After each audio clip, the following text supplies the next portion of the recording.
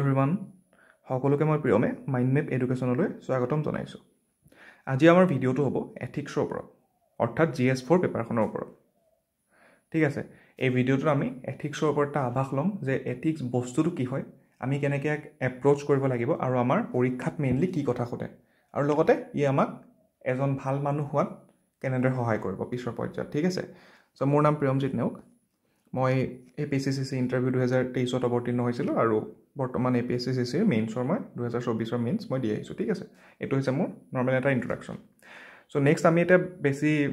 হেৰি নকৰি আমি আৰম্ভ কৰোঁ। ঠিক আছে, চ' প্ৰথমতে কথাটো হ'ল মই আপোনালোক সকলোকে অকণমান সময় ভালদৰে ৰ'বলৈ কৈছোঁ। ঠিক আছে, আপোনালোক ৰ'ক। এতিয়া আমি এটা ফিল'চফিকেল প্ৰব্লেম ডিছকাছ কৰিম। এইটো ফিল'চফিকেল প্ৰব্লেম বুলি কেলৈ কৈছোঁ, কাৰণ এই প্ৰব্লেমটো মানে এটা দৰ্শনৰ লগত জড়িত আছে, ফিল'চফিৰ লগত জড়িত। ঠিক আছে, এই প্ৰব্লেমটো আপোনালোকে কোনোবাই আগতে পঢ়া শুনা কৰিব পাৰে এই বিষয়ে বা নকৰিব পাৰে, কোনো কথা নাই, আমি আজি ডিছকাছ কৰিম। এইটো হৈছে দ্য ট্ৰলি প্ৰব্লেম বা ট্ৰেইন প্ৰব্লেম। এই প্ৰব্লেমটোত কি হয়, ঠিক আছে, আপোনালোকক মই এই প্ৰব্লেম মানে কি, এইটো এটা কুৱেশ্যন এটা আহিব আপোনালোকলৈ, আপোনালোকে এইটো কুৱেশ্যনটো নিজৰ মনতে আনচাৰ কৰিব, ভাবিব। ঠিক আছে, চ' ইয়াত কি হয় যে আপুনি ধৰি লওক, গিভ মি 1 ছেকেণ্ড, এইজন মানুহ আপুনি হয়। ঠিক আছে, আপুনি নিজে হয় এজন মানুহ, এজন মানুহক আপোনাৰ নিজৰ নামটো দি লওক, আপুনি হয়।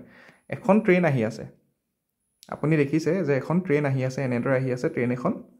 আৰু দেখিছে যে ট্ৰেইনখন কি হ'ব, এইটো ছাইডত যাব, এই পোন দিশটোত যাব, আৰু এনেকৈ 5জন মানুহে কি কৰিছে, 5জন মানুহে কাম কৰি আছে। ঠিক আছে, তেওঁলোকে কামত ইমানেই মচগুল হৈ আছে যে তেওঁলোকে দেখাই পোৱা নাই যে ট্ৰেইন এখন আহি আছে। দে ৱে ভেৰি ইনটু ৱৰ্ক, একদম কামত ইমানেই একদম তেওঁলোকে মনপুত হৈ আছে, আৰু আপুনি চিঞৰ বাখৰ কৰি তেওঁলোকক জনাবলৈ চেষ্টা কৰিছে, কিন্তু তেওঁলোকে আপোনাৰ শব্দ শুনা নাই, অৰ্থাৎ আৰু লগতে তেওঁলোকে ট্ৰেইনখনো শুনা নাই। ঠিক আছে, তেতিয়া আপুনি দেখিলে যে ট্ৰেইনখনৰ এইখিনিতে এটা ডাইভাৰশ্যন হৈছে। ঠিক আছে, এইটো মই মোহাৰি লৈছোঁ, এইখিনিতে এটা ডাইভাৰশ্যন হৈছে এই এৰিয়াটোত, আৰু তাৰ কাৰণে এটা লিভাৰ আছে, আৰু দেখিলে যে ডাইভাৰশ্যন হৈ ট্ৰেইনখন যদি যায় এইটো ছাইডে গুচি যায়, এইপিনেও এজন ৱৰ্কাৰে কাম কৰি আছে। ঠিক আছে, এইপিনেও এজন ৱৰ্কাৰে কাম কৰি আছে, আৰু যদি আপুনি এই লিভাৰডাল টানি দিয়ে ট্ৰেইনখন এইপিনে গুচি যাব, আৰু তেতিয়া কি হ'ব, 5জন ৱৰ্কাৰৰ জীৱনটো ৰক্ষা পৰিব, আৰু এজন ৱৰ্কাৰ কিন্তু মৰি যাব, কাৰণ এজন মাৰিবই। এতিয়া কথাটো হ'ল, মই আপোনালোকক সুধিব বিচাৰোঁ আপোনালোকে কি কৰিব। এইটো এটা কথা যে ইয়াত একো ট্ৰিক নাই, আপোনালোকে এনেকুৱা কৰিব নোৱাৰে যে বেলেগ আৰু এইপিনে এটা হেৰি কৰি দিব ট্ৰেইনখন, নহ'লে ট্ৰেইনখন ৰঙা ছিগনেল দি ৰখাই দিব, সেইবোৰ একো কৰিব নাই। আপোনালোকৰ হাতত জাষ্ট দুটা অপশ্যন আছে, এটা যে আপোনালোকে লিভাৰডাল নাটানক, আৰু নাটানিলে কি হ'ব, 5জন মানুহ মৰি যাব, আৰু এটা অপশ্যন কি, আপোনালোকে লিভাৰডাল টানি দিয়ক, এইপিনে ট্ৰেইনখন ঘূৰি যাব আৰু এজন মানুহ মৰি যাব। এতিয়া আপোনালোকে কি কৰিব, ভিডিঅ'টো পজ কৰক, আপোনালোকে এবাৰ মনতে ভাবক আপোনালোকে কি কৰিব। কিবা এটাতো আপোনালোকৰ মনলৈ আহিব, হয়নে নহয়, যে এজন মানুহ মই মাৰি 5জনৰ প্ৰাণ বচাম, বা কাৰোবাৰ মনলৈ আহিব পাৰে যে মই যিটো হৈছে হ'বলৈ দিম, মই একো তাত হাত নদিওঁ। ঠিক আছে, চ' ভিডিঅ'টো পজ কৰি আপোনালোকে এবাৰ ভাবক মনতে আপোনালোকে কি কৰিব। ঠিক আছে, ভাবি পালেনে কি কৰিব আপোনালোকে। চ' মই এটা চলিউশ্যন পাইছিলোঁ ইণ্টাৰনেটত, মই যেতিয়া বিচাৰি লৈ এই প্ৰব্লেমটোৰ চলিউশ্যন মই এইটো পাইছিলোঁ। ঠিক আছে, ট্ৰেইনখন এনেকৈ আহিছে, এই 5জনকো মাৰিব, এনেকৈও কৰিব, জাষ্ট জকিং, এইটো এনে হেৰিৰ কাৰণে মিমটো দিছোঁ, এনেকুৱা একো প্ৰব্লেম চলিউশ্যন নাই, এইটো জাষ্ট জকিং। ঠিক আছে, এইটো নহয়। চ' চলিউশ্যনটো কি হ'ব ইয়াৰ, solution would be there is no' definite solution. এই প্ৰব্লেমটোৰ একো চলিউশ্যন নাই ডেফিনিট, আপুনি ৰিজন এপ্লাই কৰিব লাগিব, অৰ্থাৎ আপোনাৰ যিটো যুক্তি তৰ্কৰ লজিক, অৰ্থাৎ সেই আপোনাৰ মানসিক যিটো যুক্তিৰ লজিক, সেইটো ব্যৱহাৰ কৰিব লাগিব, আৰু সেইটো কৰিব লাগিব কি, ছিটুৱেশ্যন ৱাইজ। ছিটুৱেশ্যন ৱাইজ মানে কি, ধৰি লওক এতিয়া ধৰি লওক আপোনাৰ এই এজন মানুহ যিজন আপোনাৰ নিজৰ কোনোবা হয়, তেতিয়া কি আপুনি এজন মানুহক মাৰিব নেকি। চ' তেনেকুৱা কথা হ'ব পাৰে যে 5জন মানুহক বচাবলৈ যাক আপুনি চিনিয়ে নাপায়, বা এনেকুৱা কিবা হ'ব পাৰে যে 5জন মানুহৰ মাজত কোনোবা আপোনাৰ আছে। চ' তেতিয়া আপুনি এই 5জনক বচাবলৈ এজনক বচাবলৈ, এই নিজৰ মানুহ কেইজনক বচাবলৈ এজনক মাৰিব নেকি। বা এনেকুৱাও হ'ব পাৰে যে এইজন মানুহ আপোনাৰ নিজৰ হয়, অকলে থকা মানুহজন, আপুনি তেওঁক ছেক্ৰিফাইচ কৰি পেলাই 5জন মানুহক বচাব পাৰে। চ' তেনেকুৱা ছিটুৱেশ্যন ৱাইজ ভেৰি কৰিব, বস্তুটো বেলেগ বেলেগ হ'ব। আৰু কথাটো কি হ'ল, আপোনাৰ নিজৰ যিটো আপোনাৰ মূল্যবোধ আছে, আপোনাৰ ভেলিউজ আছে, আপোনাৰ কালচাৰ আছে, আপোনাৰ যিটো এটা চাইণ্টিফিক টেম্পাৰমেণ্ট আছে, আপোনাৰ এটা যিটো ভবাৰ এটা শক্তি আছে, সেইটোৰ ওপৰত ডিপেণ্ড কৰিব। চ' এইটো ছিটুৱেশ্যন ৱাইজ ভেৰি হ'ব। এতিয়া কথাটো হ'ল, এইটোত কি হ'ব লাগিব, কিন্তু এইটোত আপুনি কিবা এটা you have to take a stand and justify your stand আপুনি কিবা এটা ষ্টেণ্ড ল'ব লাগিব কিন্তু ঠিক আছে এই বস্তুটো যদি চাওঁ আমি আপুনি কিবা এটা ষ্টেণ্ড ল'ব লাগিব আইডাৰ আপুনি 5জন মানুহক মাৰিব এজনক বচাব বা আপুনি এজন মানুহক মাৰিব 5জনক বচাব আৰু যেতিয়া আপুনি ষ্টেণ্ড এটা ল'ব তেতিয়া সেই ষ্টেণ্ডটোক আপুনি জাষ্টিফাই কৰিব লাগিব যে এই ষ্টেণ্ডটো আপুনি কিয় ল'লে ধৰি লওক এতিয়া যদি আপুনি সেই 5জন মানুহক বচাই এজনক মাৰে তেতিয়া আপুনি কি দি জাষ্টিফাই কৰিব পাৰিব যে ইউটিলিটেৰিয়ানিজম দি ইউটিলিটেৰিয়ানিজম কি হয় ইউটিলিটেৰিয়ানিজম এটা ৱেষ্টাৰ্ণ ফিলচফি হয় ঠিক আছে এইটো কোনে দিছিলে বেনথামে দিছিলে জেৰেমি বেনথামে চ' এইটোৱে কি কয় greatest happiness of the greatest number যে যদি হেপিনেছ অৰ্থাৎ গ্ৰেটেষ্ট নাম্বাৰক ছেটিছফাই কৰিছে বেছি এটা মেজৰিটিক যদি ভাল কৰিছে তেন্তে সেইটো সদায় ঠিক হয় ঠিক আছে কিন্তু যদি আপুনি আকৌ সেই এজন মানুহক বচাই মানে মাৰিবলৈ নাভাবে আৰু 5জন মানুহে সেই যি হয় হ'ব বুলি কয় সেইটোক আপুনি কি দি কৰিব জাষ্টিফাই ডিঅন্টলজি দি যে ডিঅন্টলজিত কি কয় যে এ মৰেলি ৰাইট একশ্যন হ'ব লাগিব even if it's immediate result is negative যে আপুনি মৰেল হ'ব লাগিব আপোনাৰ নীতিগতভাৱে সেইটো শুদ্ধ হ'ব লাগিব যদিও বা ইয়াৰ তাৎক্ষণিক যিটো ফলাফল হ'ব সেইটো নিগেটিভত যাব যে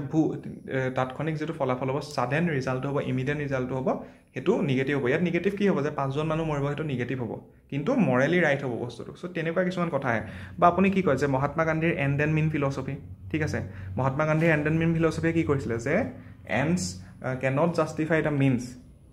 যে শেষত যিটো হৈছে সেইটোৱে আপুনি যদি মাজত সেই শেষ পৰ্যায়টো পাবলৈ কিবা বেয়া কাম কৰিছে সেইটোক জাষ্টিফাই কৰিব নোৱাৰে ঠিক আছে এইটোত মহাত্মা গান্ধীয়ে কি কৰিছিলে যে চৌৰি চৌৰা ইনচিডেণ্টটোৰ কাৰণে যে কেইজনমান পুলিচ অফিচাৰ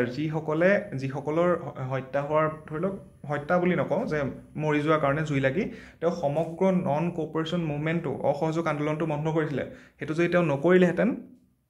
তেতিয়া হয়তো ভাৰতে তেতিয়া স্বাধীনতা পায়ো যাব পাৰিলেহেঁতেন কিন্তু তেওঁ ফিলচফিটো কি আছিলে যে যদি এনেদৰে আমি কিছুমান বেয়া মিনছ অৰ্থাৎ মাজৰ কিছুমান এই শেষ পৰ্যায়টো পোৱাৰ আগতে যদি আমি কিছুমান বেয়া এনেকৈ হেৰি কৰি ভাল এটা পাবলৈ যাওঁ সেই ভালটো কেতিয়াও পাব নোৱাৰোঁ ঠিক আছে চ' এণ্ড এণ্ড মিন ফিলচফি সেইটো আহিব দি জাষ্টিফাই কৰিব পাৰে দেন ইমানুৱেল কাণ্ট বুলি এজন আছিলে দাৰ্শনিক তেওঁ এটা দিছিলে হিউমেন ডিগনিটি যে মানুহৰ ৰিজন আছে অৰ্থাৎ মানুহৰ যুক্তি তৰ্ক কৰিব পৰা শক্তি আছে মগজু আছে গতিকে আমি মানুহক মানুহ হিচাপে চাব লাগিব সেইটোক কয় হিউমেন ডিগনিটি যে মানুহৰ সন্মানটোক আমি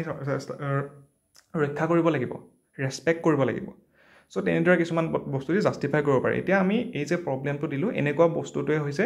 এইখিনি হৈছে এথিক্স মানে বেচিকেলি কি হয় এথিক্স মানে হৈছে যদি একদম সহজ ভাষাত ক'বলৈ যাওঁ ethics is the study of right and ৰং কোনটো ভুল কোনটো শুদ্ধ তাৰ যিটো ষ্টাডি হয় সেইটোৱে এথিক্স আৰু যদি অকণমান ডেফিনেশ্যন বেছত ক'বলৈ যাওঁ it is based on well founded standards of what is morally good and bad and morally right and wrong যে কোনোবা এটা বস্তু ভাল বা বেয়া বা ভুল বা শুদ্ধ সেইটো গণনা কৰিবলৈ বা সেইটো ভাবিবলৈ সেইটো উলিয়াবলৈ যিটো এটা ছিষ্টেম আছে সেই ছিষ্টেমটোক এথিক্স বুলি ক'ব পাৰি চ' এথিক্সত বেচিকেলি কি থাকিব এথিক্সত বেচিকেলি এইবোৰ বস্তু থাকিব right morals values honesty integrity conscience conflict of interest accountability এইবোৰ আৰু বহুত থাকিব মৰেল ডাইলেমা ঠিক আছে ক্ৰাইচিছ অফ কনচায়েন্স বহুত তেনেকুৱা বস্তু থাকিব যিখিনি আপুনি পঢ়া শুনা কৰিব লাগিব আৰু সেইখিনি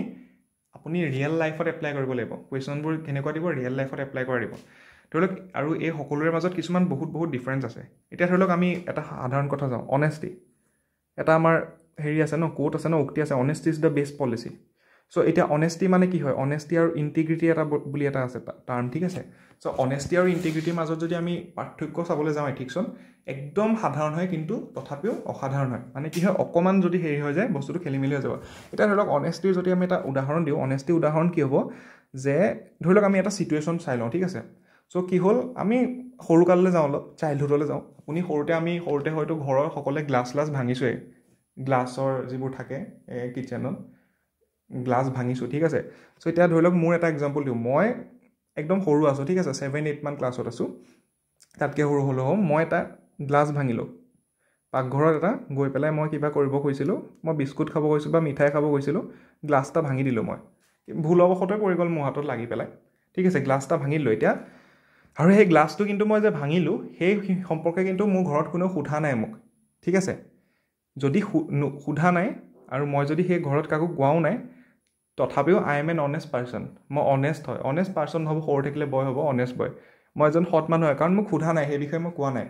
কিন্তু যদিহে মোৰ ইণ্টিগ্ৰিটি থাকিব তেতিয়া মোক যদি কোনেও নুসুধেও এই গিলাচটোৰ কথা যে গ্লাছটো ভাঙিলোঁ বুলি